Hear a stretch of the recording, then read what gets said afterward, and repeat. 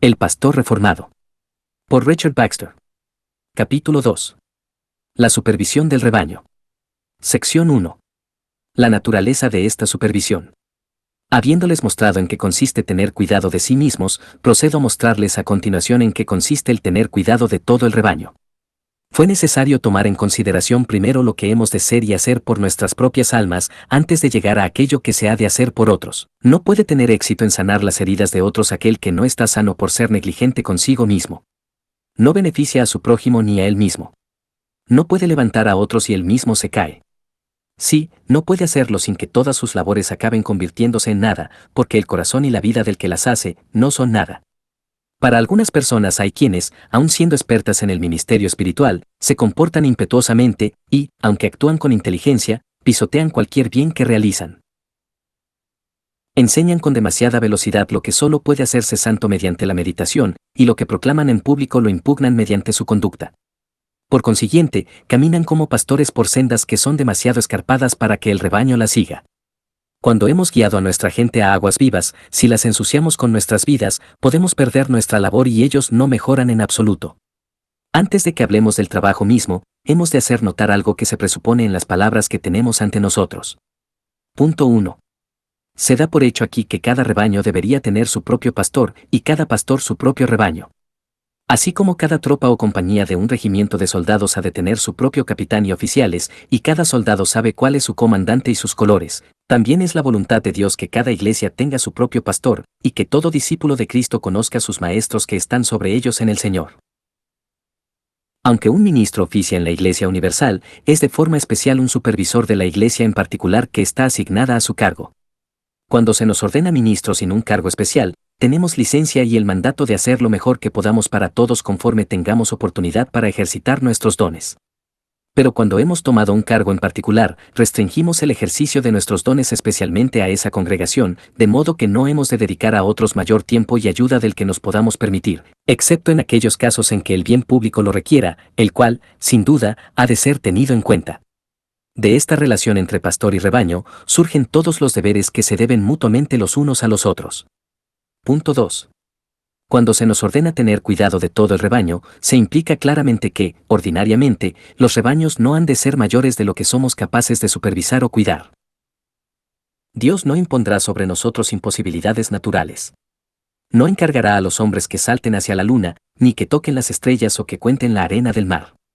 Si el oficio pastoral consiste en supervisar todo el rebaño, entonces a buen seguro el número de almas bajo el cuidado de cada pastor no ha de ser mayor de lo que éste sea capaz de cuidar. ¿Acaso Dios requeriría a un obispo encargarse de un país entero, o de muchas parroquias con miles de almas, de forma que no fuera capaz de supervisarlas? ¿Y de tomar el gobierno único de ellas, mientras los maestros particulares de estas están libres de ese trabajo? ¿Exigiría Dios la sangre de tantas parroquias de las manos de un hombre si es algo que no podrían hacer ni 10, 20, 100 o 300 hombres, si no puede hacerlo más de lo que yo puedo mover una montaña? Entonces, ¿ay de los pobres prelados?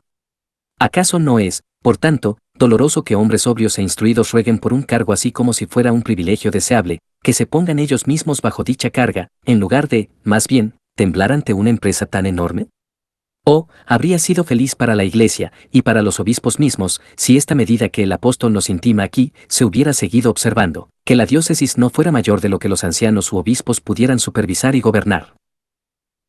Para que puedan tener cuidado de todo el rebaño.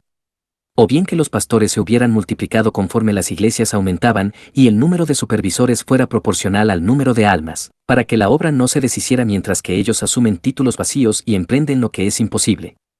Que, más bien, hubieran orado al Señor de la mies para que enviase más obreros, proporcionales al trabajo, y no lo hubieran llevado a cabo ellos solos. No sería yo quien alabara la prudencia o humildad de un obrero cuya tarea fuera tan grande, que, no solo emprendiera reunir toda la cosecha de su país él mismo, sino que además lo hiciera bajo pena de muerte o condenación, y por si esto fuera poco, luchara por obtener esa prerrogativa. Pero se podría decir que existen otros para enseñar, aunque uno solo es el que gobierna. A esto contesto, bendito sea Dios porque es así, y no gracias a algunos de ellos. ¿Pero no es el gobierno una gran preocupación para el bien de las almas así como la predicación? Si no es el caso, entonces ¿qué sentido hay para tener gobernantes en la Iglesia? Si es que sí, entonces, los que lo anulan tomando a cargo imposibilidades, buscan la ruina de las iglesias y de ellos mismos. Si solo la predicación es necesaria, no tengamos nada más que simples predicadores. ¿Por qué debería haber agitación por tener un gobierno en la iglesia? Pero si la disciplina, en su justo lugar, también es necesaria, ¿no sería enemistad para con la salvación de las personas el excluirla? Y cuando se convierte en un trabajo que es incapaz de hacerse por naturaleza, inevitablemente se está excluyendo. El general que comanda un ejército él solo, bien podría decir que sea destruido por falta de órdenes, y el maestro de escuela que quiera supervisar y gobernar todas las escuelas del país él solo, bien podría decir que queden todas sin gobierno.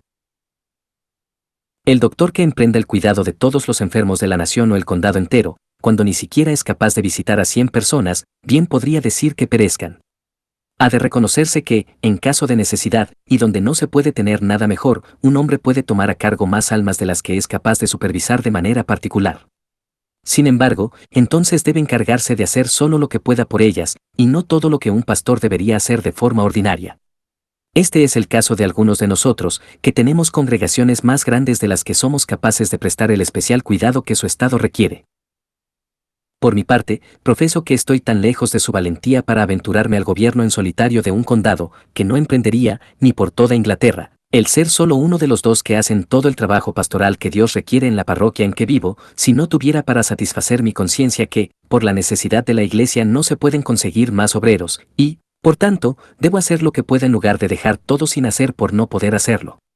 No obstante, los casos de inevitable necesidad no son comunes en la iglesia, o, cuanto menos, no es deseable que lo sean.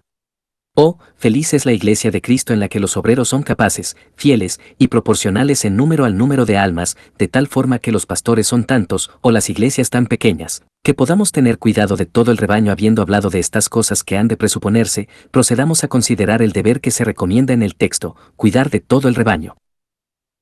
Como pueden ver, se trata de todo el rebaño, de cada miembro individual a nuestro cargo. Con este fin es necesario que conozcamos a cada uno de ellos, porque ¿cómo podremos cuidarlos si no los conocemos? Hemos de esforzarnos por familiarizarnos no solo con las personas, sino con el estado de toda nuestra gente, con sus inclinaciones y conversaciones, saber de cuáles pecados están más en peligro, y qué obligaciones están más inclinados a descuidar, así como las tentaciones a las que son más susceptibles, porque si no conocemos su temperamento o enfermedad, no es probable que acabemos teniendo éxito como médicos. Así pues, estando familiarizados con todo el rebaño, luego hemos de cuidarlo. Podría pensarse que cualquier hombre razonable estaría satisfecho con esto y no necesitaría más pruebas. ¿Acaso un pastor cuidadoso no cuida de cada una de sus ovejas, y un buen maestro de cada uno de sus alumnos? ¿Y un buen médico no cuida de cada uno de sus pacientes? ¿Y un buen comandante de cada soldado individual? ¿Por qué entonces los pastores, los maestros, los médicos, los guías de las iglesias de Cristo, no toman cuidado de cada miembro individual que está a su cargo? Cristo mismo, el gran y buen pastor, que tenía que cuidar de todo, cuidó de cada individuo como aquel descrito en la parábola, que deja las 99 en el desierto, y va tras la que se perdió, hasta encontrarla. Lucas 15:4. Los profetas con frecuencia fueron enviados a personas individuales. Ezequiel se convirtió en atalaya sobre individuos, y se le ordenó que dijera a los impíos: ciertamente morirás. Pablo enseñó a sus oyentes no solo públicamente, sino también de casa en casa, y en otra parte nos dice: amonestaba a todo hombre, y enseñando a todo hombre en toda sabiduría, a fin de presentar perfecto en Cristo Jesús a todo hombre. Colosenses 1:28.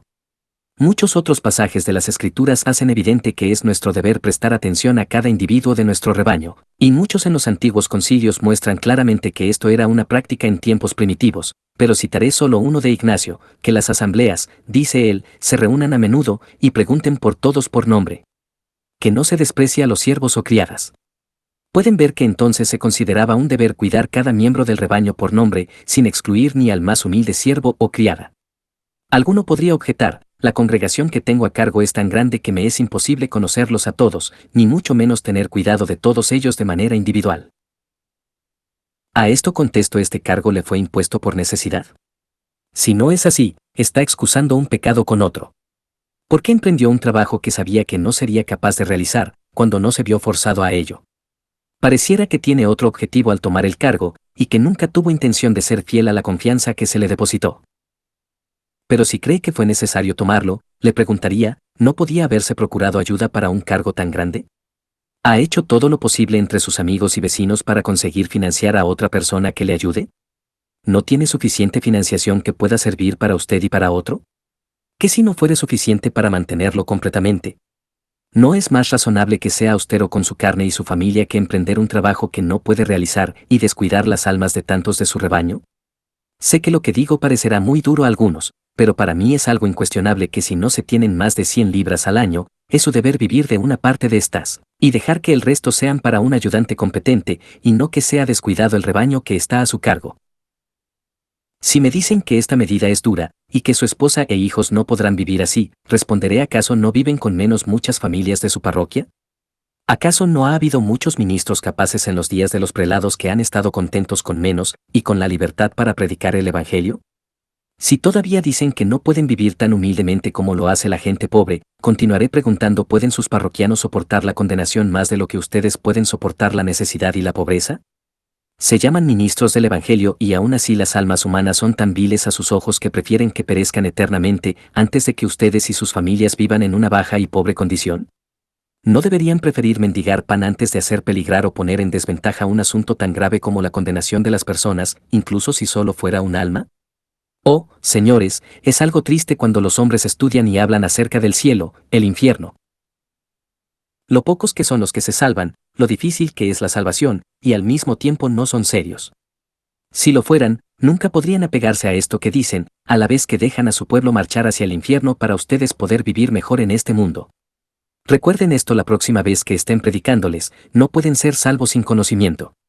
Presten atención si sus conciencias les dicen: si tuvieran una instrucción diligente y fueren exhortados en privado, uno por uno, es posible que llegaran al conocimiento. Si hubiera otro ministro para ayudarme, se podría lograr. Si viviera con poco y negara mi carne, podría tener un ayudante. Me atreveré entonces a dejar a mi gente vivir en esa ignorancia, que yo mismo les he dicho que es condenatoria, en lugar de ponerme a mí mismo y mi familia en un poco de necesidad. ¿Acaso debo ir a mi Biblia para mostrarle a un predicador el lugar donde está escrito que el alma de un hombre vale más que un mundo, y por tanto, mucho más de 100 libras al año? ¿No valen aún mucho más si son muchas almas? ¿He de mostrarles que lo que tenemos es de Dios, y debe emplearse hasta el extremo para servirle? ¿O que es una crueldad inhumana dejar que las almas vayan al infierno por temor a que la esposa y los hijos, de alguna manera, tengan una vida más dura o de estatus más bajo? Y esto, teniendo en cuenta que, según la forma de actuar ordinaria de Dios, que es la de trabajar por medios materiales, puedo hacer mucho para evitar su miseria si simplemente no doy placer a mi carne, la cual han crucificado todos los que están en Cristo, junto con sus pasiones. Cada hombre ha de rendir a Dios lo que es de Dios, y eso, recordemos, eso es lo que de verdad poseemos y lo que somos. ¿Cómo se santifican todas las cosas a nosotros, si no es al separarlas y dedicarlas para Dios? ¿Acaso no son suyos todos los talentos y han de ser empleados en su servicio? ¿No debería todo cristiano preguntarse primero, en qué forma puede honrar más a Dios con lo que tiene? ¿Acaso no es esto lo que predicamos a nuestra gente? ¿Es cierto para ellos y no para nosotros? ¿Acaso el sustento para la Iglesia no se ha de dedicar de manera especial al servicio de Dios por la Iglesia? ¿Y no deberíamos entonces utilizarlo para el máximo provecho de ese objetivo? Si un ministro que tiene 200 libras al año, puede probar que 100 libras de ellas rinden más servicio a Dios y se dedican a sí mismo, o a su esposa e hijos, que si se usan para mantener a uno o dos asistentes capaces para ayudar a avanzar la salvación del rebaño, no me atrevería a reprobar sus gastos, pero si esto no se puede probar, no justifiquemos esta práctica. Y debería añadir que esta pobreza no es tan intolerable y peligrosa como se pretende. Si tienen comida y vestido, ¿no deberían estar contentos? ¿Y qué deberían tener además de eso para adecuarlos a la obra de Dios? Para este fin, no se necesita vestir de púrpura y de lino fino, y hacer cada día banquete con esplendidez. Lucas 16:19. La vida de un hombre no consiste en la abundancia de cosas que posee. Lucas 12:15. Si sus vestidos son cálidos y su comida sana, están igual de bien sustentados para hacer servicio a Dios que si tuvieran la plena satisfacción de su carne. Un abrigo con remiendos puede ser cálido, y el pan y el agua son comida sana. Al que no le falte esto, pobre excusa tiene para hacer peligrar las almas a fin de poder comer golosinas. No obstante, aunque es nuestro trabajo cuidar de todo el rebaño, hemos de prestar especial atención a algunas clases de personas en particular. Muchos no entienden bien esto, y por eso me extenderé un poco acerca de ello. Como primer punto, hemos de esforzarnos de manera especial por la conversión de los que no son conversos. La obra de conversión es la primera y mayor en la que debemos emplearnos. Hemos de trabajar en esto con todas nuestras fuerzas. Es tan grande la miseria de los que no son conversos, que clama por nuestra compasión en voz más alta. Si un pecador que está verdaderamente convertido cae, caerá en un pecado que será perdonado y no está en peligro de ser condenado como otros. No es que Dios no odie el pecado de esa persona tanto como el de otros, o que lo vaya a llevar al cielo si siempre vive así de impíamente, ya que el espíritu que está en ellos no permitirá que vivan impíamente ni que pequen como hacen los impíos. Pero con los no convertidos el caso es muy diferente. Están en hiel de amargura y en prisión de maldad, Hechos 8:23, y no tienen parte ni comunión en el perdón de sus pecados, ni esperanza de gloria. Por tanto, es un trabajo de mayor necesidad el que tenemos con ellos, para abrir sus ojos, para que se conviertan de las tinieblas a la luz y de la potestad de Satanás a Dios, para que reciban perdón de pecados y herencia entre los santificados, Hechos 26:18. Aquel que ve a un hombre con una enfermedad mortal y a otro solo con un dolor de muelas, sentirá más compasión hacia el primero que al último y a buen seguro se apresurará más a ayudarlo, aunque éste sea un extraño y el otro un hijo o un hermano. Es un caso tan triste ver personas en un estado en el que, si murieran, quedarían perdidos para siempre, que creo que no deberíamos ser capaces de dejarles solos, ya sea en público o en privado, sin importar el trabajo que tengamos que hacer. Confieso que con frecuencia me veo forzado a descuidar el aumentar el conocimiento de los piadosos a causa de la lamentable necesidad de los que no son conversos. ¿Quién puede hablar de controversias, o de puntos buenos pero innecesarios, o incluso de verdades de un grado más bajo de necesidad, por muy excelentes que sean, mientras vea una compañía de pecadores ignorantes, carnales y miserables ante sus ojos, que han de cambiar o condenarse? Incluso me parece verles entrar a su condenación final. Me parece estarles escuchando pidiendo la más urgente ayuda. Su miseria habla más alto, porque sus corazones no pueden pedir ellos mismos. Muchas veces he tenido oyentes de fantasías más elevadas que buscaban rarezas y les gustaba despreciar mi ministerio si no les contaba algo más que lo ordinario. Y, sin embargo, no podía hallar en mi corazón el dar la espalda a la necesidad de los impenitentes para contentar a estos oidores, ni de dejar de hablar a los miserables pecadores para su salvación, para hablarle a tales novelistas. Ni siquiera encontraba tiempo para hablar, como debería hacerse en otro caso, a los santos débiles para confirmarlos y que aumenten en gracia. Creo que, como sucedía con Pablo que su espíritu se enardecía viendo la ciudad entregada a la idolatría, Hechos 17:16, nos debería llevar al paroxismo ver tantas personas en extremo peligro de ser deshechos eternamente. Si por fe los viéramos de verdad a un paso del infierno, esto desataría nuestras lenguas con más eficacia que el peligro en que se encontró Creso, y que dicen que desató la lengua de su hijo. Aquel que deja que un pecador descienda al infierno por no hablarle, se preocupa por las almas menos de lo que lo hizo el Redentor de las almas, y se preocupa menos por su prójimo de lo que la caridad común le obligaría a preocuparse por su mayor enemigo. Oh, hermanos, por tanto, descuiden al que sea, pero no al más miserable. Si quien sea el que pasen por alto, no olviden a las pobres almas que están bajo la condenación y maldición de la ley, y que estarán esperando cada hora la ejecución infernal si un cambio rápido no lo evita. Oh, clamen tras los impenitentes, y atiendan esta gran obra de la conversión de las almas, sea lo que sea que dejen por hacer. Punto 2. Hemos de estar preparados para aconsejar a los que nos pregunten y acudan a nosotros con casos de conciencia, especialmente ese gran caso que los judíos presentaron a Pedro y el carcelero a Pablo y Silas. ¿Qué he de hacer para ser salvo? Un ministro no ha de ser simplemente un predicador público, sino que ha de ser conocido por sus almas como un consejero, como un médico para sus cuerpos, y como un abogado para sus haciendas, de tal manera que toda persona que esté en apuros o dudas pueda llevar su caso ante él para ser resuelto, así como Nicodemo vino a Cristo, y como era frecuente que las personas de la antigüedad acudieran al sacerdote cuyos labios guardan la sabiduría y de su boca el pueblo buscará la ley, porque es mensajero del Señor de los ejércitos, Malaquías 2:7. Pero como la gente ha dejado de estar familiarizada con este oficio del ministerio y con su propio deber y necesidad a este respecto, nos corresponde a nosotros darlo a conocer, y motivarlos públicamente a que acudan a nosotros a pedir consejo con respecto a las grandes preocupaciones de sus almas. No solo debemos estar dispuestos a tomar esos problemas, sino que deberíamos llevarlos sobre nosotros invitándoles a venir. ¿Qué abundancia de bien podríamos hacer si simplemente fuéramos capaces de llevarlos a esto? Y, sin duda, se puede hacer mucho en lo que respecta a ellos si cumplimos con nuestro deber. Que pocos han motivado de corazón a sus congregaciones para que cumplan con su deber de esta forma. Oh, es un caso triste que las almas se vean heridas y en peligro por el total descuido de un deber tan grande, y que los ministros apenas hablen de él y traten de despertarles a ello. Si sus oyentes fueran sensibles como corresponde a la necesidad e importancia de esto, llamarían a sus puertas con más frecuencia, dándoles a conocer sus tristes quejas y rogando su consejo. Les ruego por tanto que, de aquí en adelante, los insten más a este deber y que lo lleven a cabo con cuidado cuando ellos busquen su ayuda.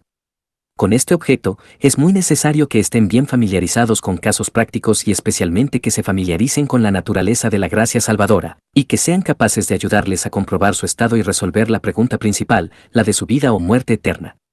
Una palabra de consejo prudente y adecuada, dada por un ministro a las personas que tienen necesidad, puede ser más útil que muchos sermones. La palabra a su tiempo, dice Salomón, cuán buena es. Proverbios 15:23. Punto 3. Hemos de estudiar para edificar a aquellos que ya han sido realmente convertidos. Con respecto a esto, nuestro trabajo es variado, según las diversas situaciones en que se encuentran los cristianos. En primer lugar, hay muchos de nuestro rebaño que son jóvenes y débiles en la fe, quienes, a pesar de que son antiguos, todavía tienen poca fuerza o poco desempeño. Ciertamente, esta es la condición más común entre los piadosos. La mayoría de ellos se contentan con cantidades bajas de gracia, y no es fácil llevarles a un lugar más alto. Llevarles a opiniones más altivas y estrictas es fácil, es decir, llevarlos de la verdad al error, ya sea a derecha o izquierda, pero aumentar su conocimiento y sus dones no es fácil, e incrementar sus gracias es lo más difícil de todo.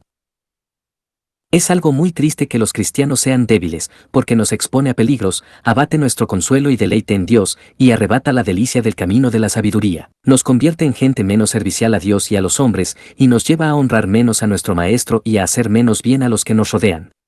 También tenemos poco beneficio al utilizar los medios de gracia. Jugamos con demasiada facilidad con el cebo de la serpiente, y luego nos vemos atrapados por sus astucias. Alguien seductor puede fácilmente agitarnos y hacer aparecer ante nosotros lo bueno como malo, y el pecado como un deber, y también lo contrario. Somos menos capaces de resistir y mantenernos en pie en un encuentro, caemos más fácilmente y nos levantamos con más dificultad, y estamos más dispuestos para provocar escándalo y reproche sobre nuestra profesión de fe.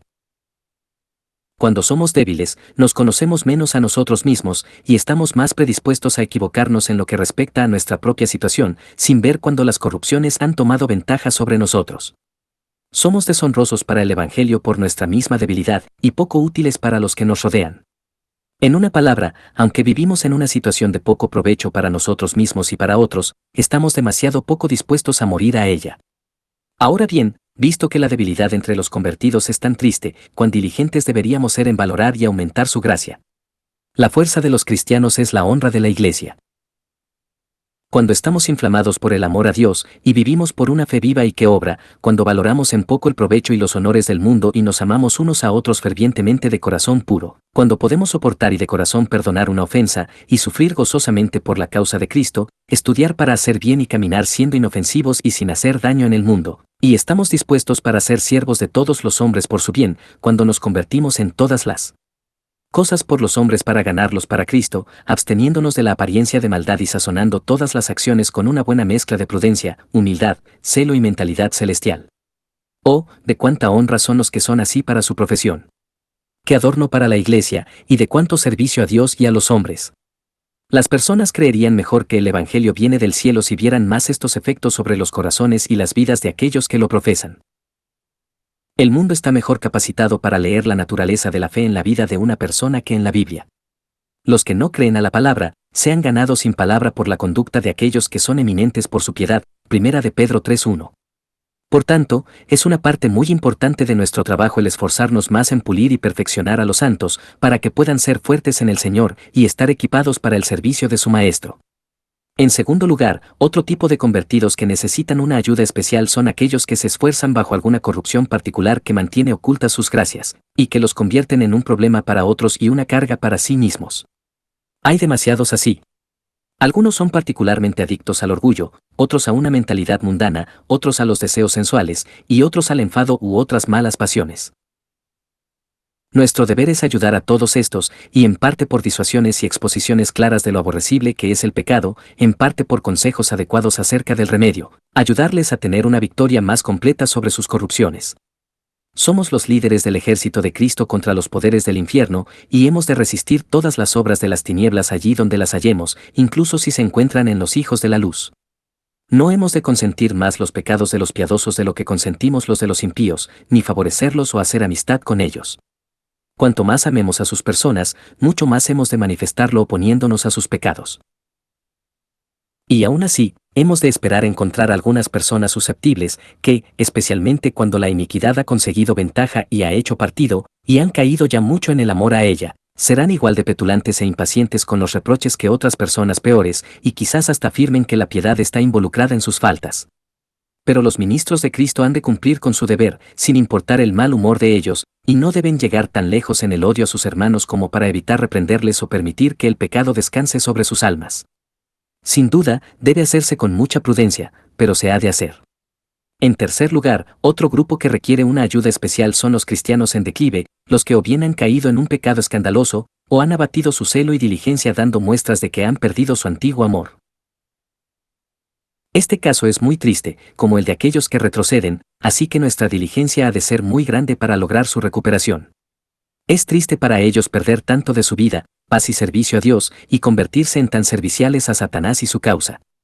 También es triste para nosotros ver que todo nuestro trabajo ha acabado en esto, y que, después de habernos esforzado tanto con ellos y tenido tantas esperanzas, todo se frustra.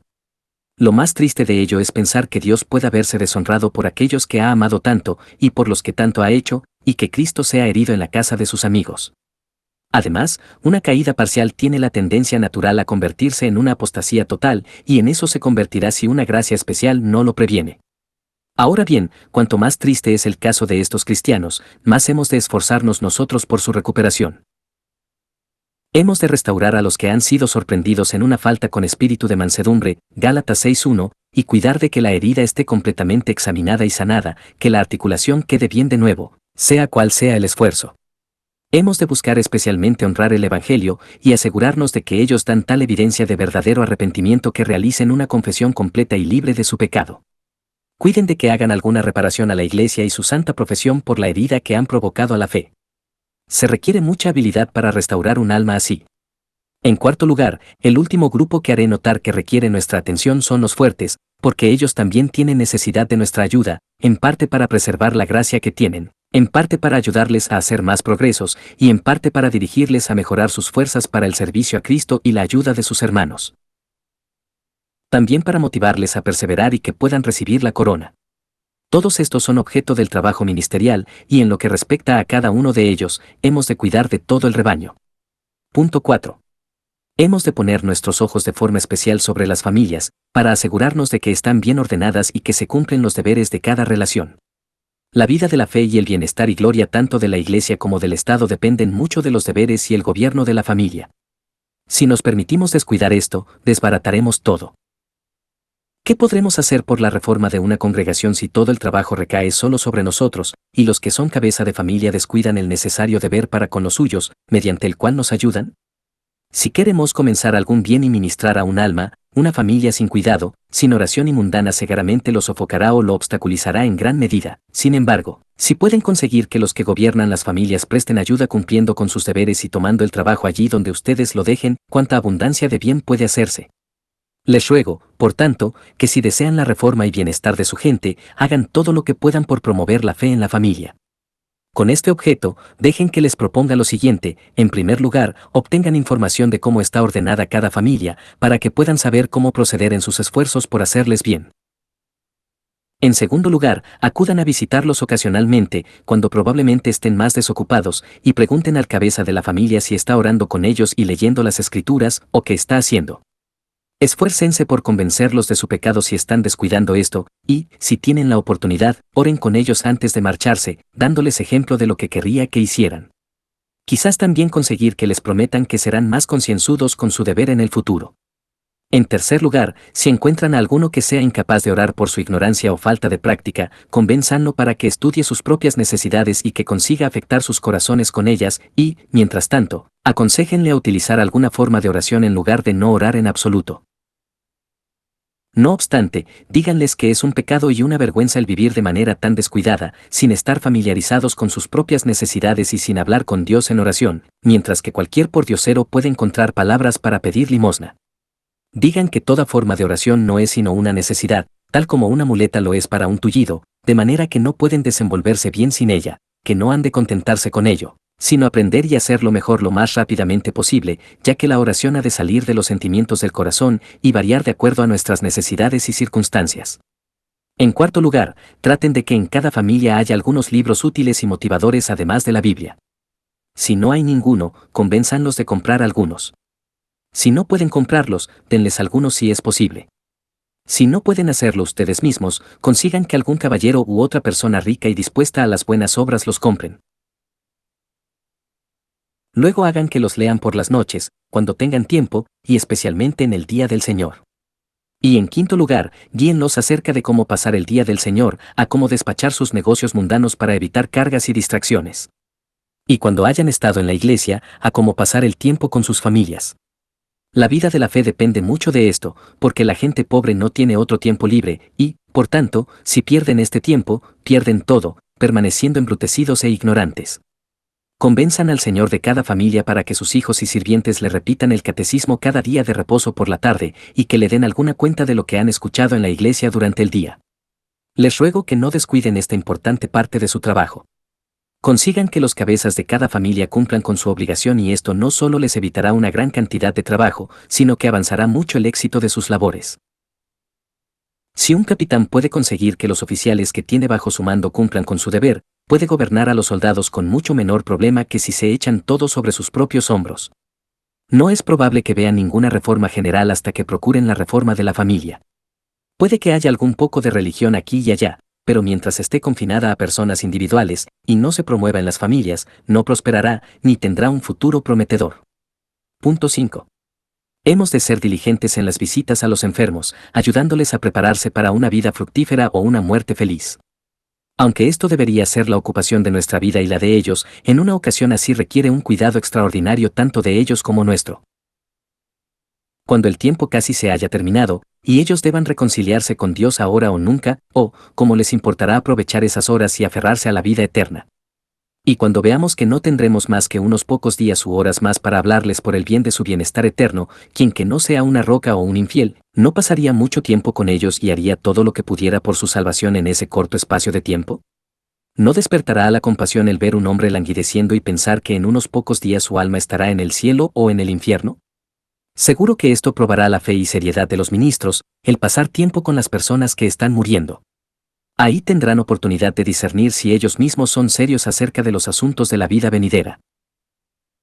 Es tan grande el cambio que se produce por la muerte, que debe despertar en nosotros la mayor sensibilidad por ver un hombre cerca de ella, y debería motivarnos a los mayores esfuerzos compasivos para cumplir con el oficio de ángeles menores para el alma, antes de que ésta parta del cuerpo. Hemos de esforzarnos para que esta alma esté preparada para la caravana de los ángeles superiores que se dirige a la herencia de los santos en luz, Colosenses 1:12. Cuando una persona está casi al final de su viaje y el siguiente paso le llevará al cielo o al infierno, es el momento para que nosotros le ayudemos en lo posible mientras aún haya esperanza. Y así como su necesidad debería motivarnos a aprovechar la oportunidad para su bien, también deberíamos tomar la ventaja que el prospecto de la muerte y la enfermedad nos proporciona. Incluso el más endurecido de los pecadores nos escuchará en su lecho de muerte, aunque nos haya menospreciado antes. Aquellos que antes habían sido leones intratables, abandonarán su furia y serán amables como corderos. En mi parroquia, de entre 10 de los más obstinados y miserables menospreciadores, no he visto ni uno que no haya parecido tener arrepentimiento y decir que, si se recuperase, reformaría su vida. Cipriano dijo a aquellos que tienen salud, aquel que se recuerda a sí mismo todos los días que está muriendo, desprecia las cosas presentes y se apresura a las cosas por venir. Mucho más aún el que siente que está muriendo en ese mismo momento.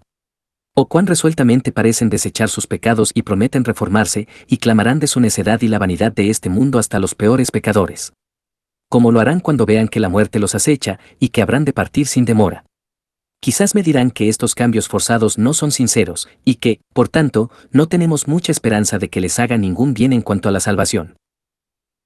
Confieso que es muy común que los pecadores se asusten y hagan proposiciones sin efecto, pero no es tan común convertirse al Salvador en esos momentos. Agustín apunta: no puede morir mal aquel que vive bien, y raramente morirá bien el que vive mal. Sin embargo, raramente y nunca no son lo mismo. Esto debería hacernos diligentes tanto a nosotros como a ellos cuando no tenemos salud, ya que se produce raramente, pero aún así hemos de esforzarnos en el empleo de los mejores remedios cuando se acerca el final, porque no es algo que no suceda nunca. Ya que no es mi intención recopilar un directorio completo del trabajo ministerial, no me detendré particularmente en lo que se ha de hacer por las personas que están en sus últimos momentos de vida, pero haré notar 3 o 4 cosas dignas de nuestra atención. En primer lugar, no esperen hasta que su fuerza y entendimiento se hayan esfumado y el tiempo sea tan corto que apenas sepan qué hacer, sino más bien acudan tan pronto como escuchen que están enfermos, sin importar si los hacen llamar o no. En segundo lugar, cuando el tiempo sea tan corto que no haya oportunidad de instruirles en los principios de la fe ordenadamente, asegúrense de exponer los puntos principales, y descansar en esas verdades que están más calculadas para producir su conversión, mostrándoles la gloria de la vida por venir y el camino por el que podemos obtenerla, así como el gran pecado y necedad de haberla descuidado en tiempo de salud. Muestren también la posibilidad que aún existe de tener salvación si creen en Cristo, el único Salvador, y si se arrepienten de sus pecados. Y en tercer lugar, si llegan a recuperarse, asegúrense de recordarles las promesas y resoluciones que hicieron durante la enfermedad. Diríjanse a ellos para establecer esto en sus conciencias, y siempre que los vean remisos, recuérdenles lo que decían cuando estaban postrados. Debido a que esto es tan útil para aquellos que se recuperan y que ha sido el medio de conversión de muchas almas, es muy necesario que visiten tanto a aquellos cuya enfermedad no es mortal, como a los que están moribundos. Así tendrán ventaja para moverlos al arrepentimiento y después tendrán sus promesas para rogar contra sus pecados. Como el obispo de Colonia respondió al emperador Segismundo cuando éste le preguntó cuál era el camino para ser salvo, debe ser lo que se propuso o prometió ser cuando se vio angustiado por la piedra y la gota. Punto 6. Hemos de reprobar y amonestar a aquellos que viven de manera ofensiva e impenitente.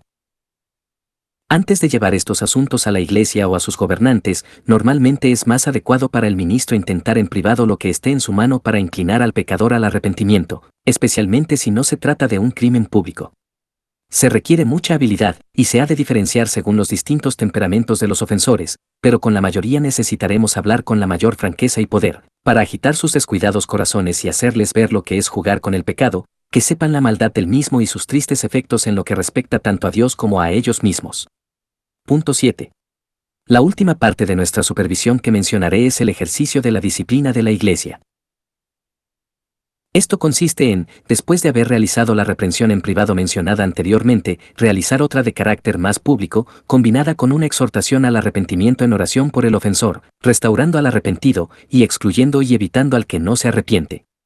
En primer lugar, en el caso de ofensas públicas e incluso aquellas que son de una naturaleza más privada en las que el ofensor continúa sin arrepentirse, éste ha de reprenderse ante todos e invitarle de nuevo al arrepentimiento. No es que esto sea menos nuestro deber porque hayamos tomado tan poca conciencia de su práctica. No es solo un mandamiento de Cristo el contarlo a la Iglesia, sino que también el de Pablo que dijo reprenderlo delante de todos, 1 de Timoteo 5:20. La Iglesia lo practicaba constantemente hasta que el egoísmo y la formalidad los retrajo en este y en otros deberes. No hay lugar a dudas de que este es nuestro deber, así como no hay duda de que no hemos sido fieles en llevarlo a cabo. Muchos de nosotros, que estarían avergonzados de omitir el predicar o el orar la mitad de veces, han considerado en poco el descuidar voluntariamente esta obligación y otras partes de la disciplina durante tanto tiempo como lo hemos hecho. Pensamos poco en cómo hemos llevado la culpa de las malas palabras, la ebriedad, la fornicación y otros crímenes sobre nuestras cabezas al descuidar el empleo de los medios que Dios ha dispuesto para la cura de los mismos.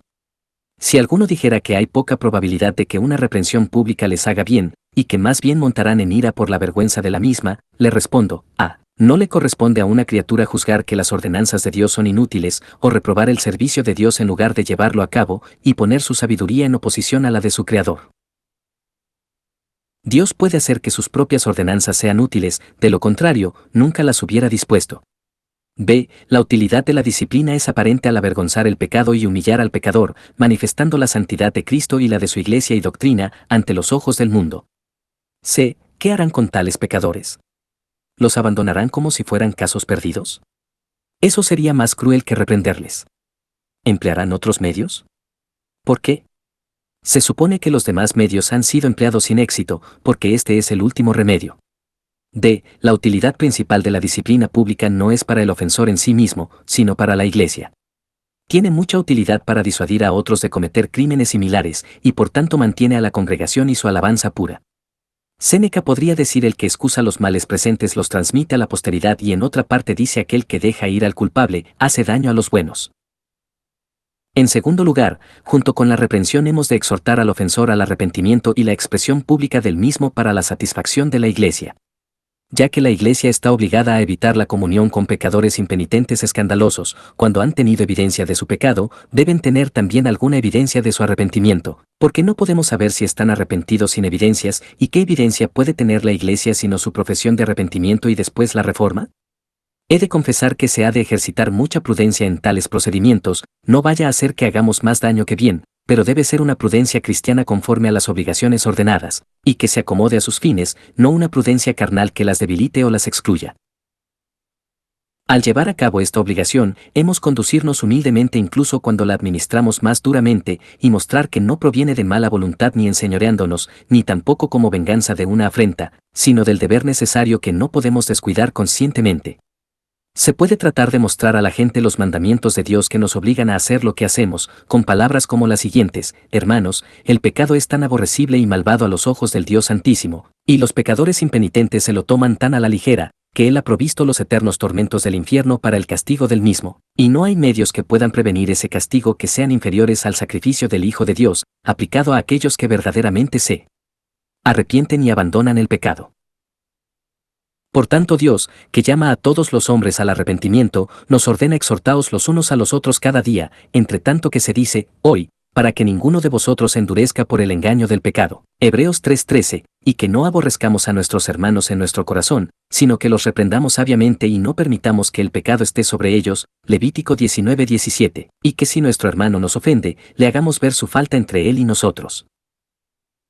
Si no nos escucha, llevemos 2 o 3 más con nosotros, y que si no los escucha, hemos de decirle a la Iglesia, y si no escucha a la Iglesia, hemos de tenerle por gentil y publicano. Mateo 18:15 al 17, y a aquellos que pecan, hemos de reprenderles ante todos, para que teman. Primera de Timoteo 5:20, y hacerlo con toda autoridad. Tito 2:15, sí, hasta si un apóstol de Cristo pecara abiertamente, ha de ser reprendido en público, como Pablo hizo con Pedro. Gálatas 2:11 y 14, y si no se arrepiente, hemos de evitarle, y no comer con aquel. Segunda de Tesalonicenses 3:6, 11, 12 y 14, y Primera de Corintios 5:11 al 13.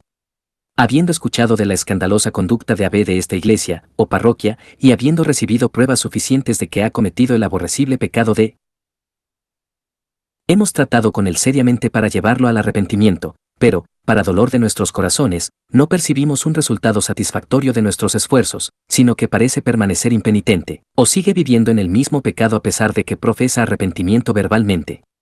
Por consiguiente, juzgamos nuestro deber proceder al empleo de aquel remedio que Cristo nos ordenó, y, por eso, le rogamos, en el nombre del Señor, que, sin más dilación, ponga en su corazón la grandeza de su pecado, el mal que le ha hecho a Cristo y a sí mismo, y el escándalo y dolor que ha causado a otros.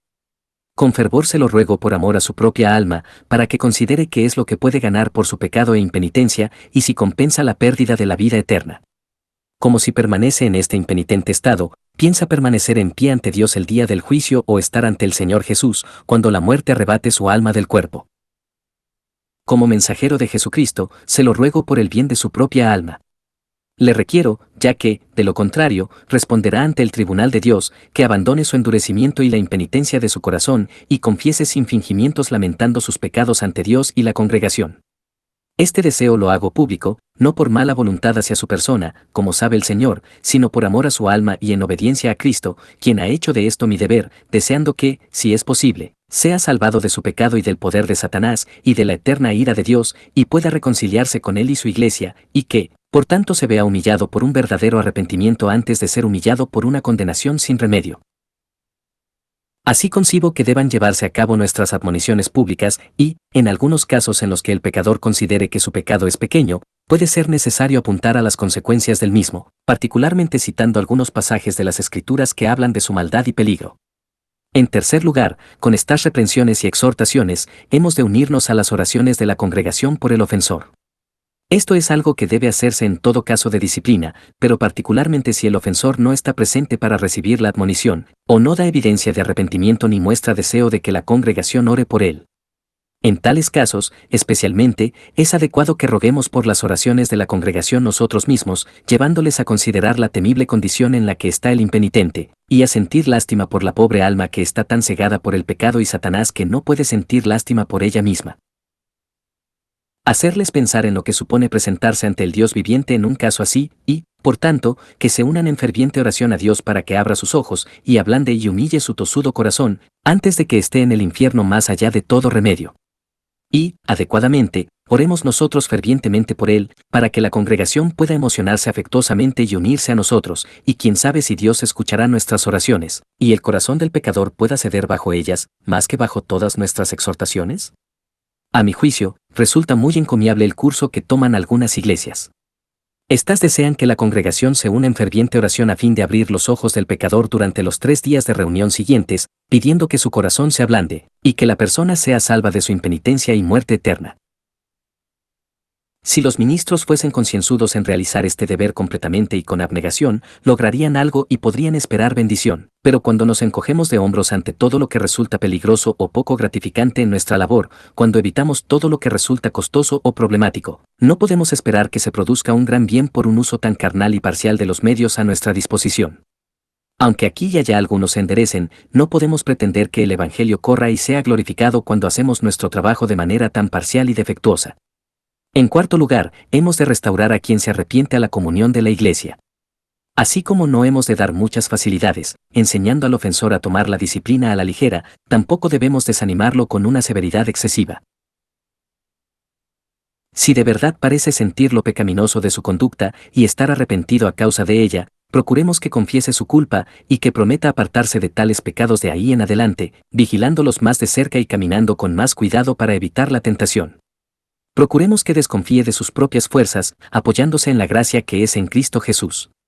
Démosle seguridad con respecto a las riquezas del amor de Dios y la suficiencia de la sangre de Cristo para perdonar sus pecados si cree y se arrepiente. Hemos de asegurarnos que ruegue ser restaurado a la comunión de la Iglesia y que desee sus oraciones a Dios por su perdón y salvación. Hemos de encargar a la Iglesia que imiten a Cristo a la hora de perdonar y retener a la persona que se arrepiente, o, si fuere expulsada, restaurarla a la comunión. Además, nunca deben reprocharle por sus pecados, ni reprenderlos con dureza, sino perdonarlos, tal como Cristo hace. Finalmente, hemos de dar gracias a Dios por su recuperación y orar por su confirmación y futura preservación. En quinto lugar, la última parte de la disciplina es excluir de la comunión de la Iglesia a aquellos que, después de presentarse suficientes pruebas, continúan impenitentes. La exclusión de la comunión de la Iglesia, comúnmente llamada excomunión, puede ser de distintos tipos o grados, y estos no han de confundirse, pero aquella que se practica con más frecuencia entre nosotros consiste solamente en apartar al pecador impenitente de nuestra comunión, hasta que al Señor le agrade concederle el arrepentimiento. En esta exclusión o separación, el ministro o gobernantes de la Iglesia han de encargar a la congregación con autoridad y en el nombre del Señor no tener comunión con la persona, y pronunciar de ella que es una de aquellos cuya comunión la Iglesia está obligada a evitar. Es el deber de la congregación evitarla con cuidado, siempre y cuando la orden del pastor no contradiga la palabra de Dios.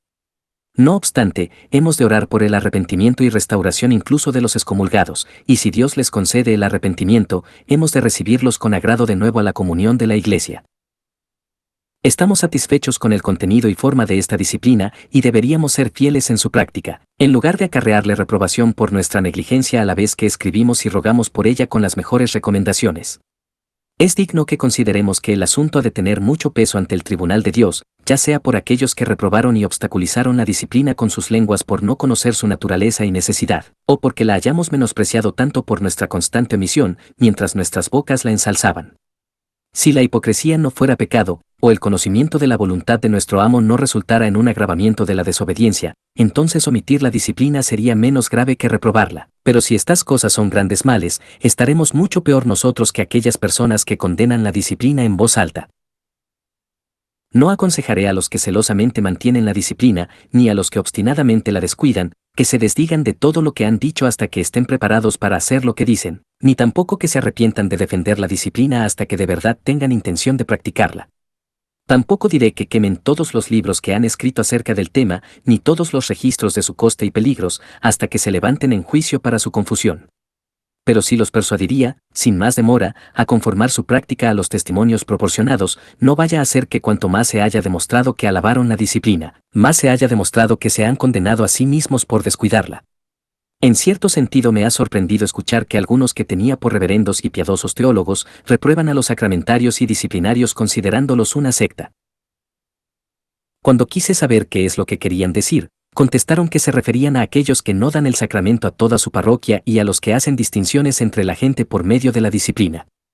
Pienso que el tentador obtiene una gran victoria si consigue que un solo pastor piadoso descuide la disciplina en una iglesia. Es tanto como si hubiera logrado que descuidara la predicación y mucho más si consigue que se apruebe este descuido. Sin embargo, parece que ha logrado que algunos desprecien a aquellos que cumplen con la obligación que ellos mismos descuidan. Estoy seguro de que si se entendiera bien cuánto del trabajo y la autoridad pastoral consiste en guiar a la iglesia, también se podría discernir que estar en contra de la disciplina es algo cercano a ir en contra del ministerio, y estar en contra del ministerio es próximo a ir en contra de la iglesia, y estar contra la iglesia está próximo a estar contra Cristo. No condenen la dureza de esta deducción hasta que puedan evitarla y liberarse del cargo que esto pone contra ustedes ante el Señor.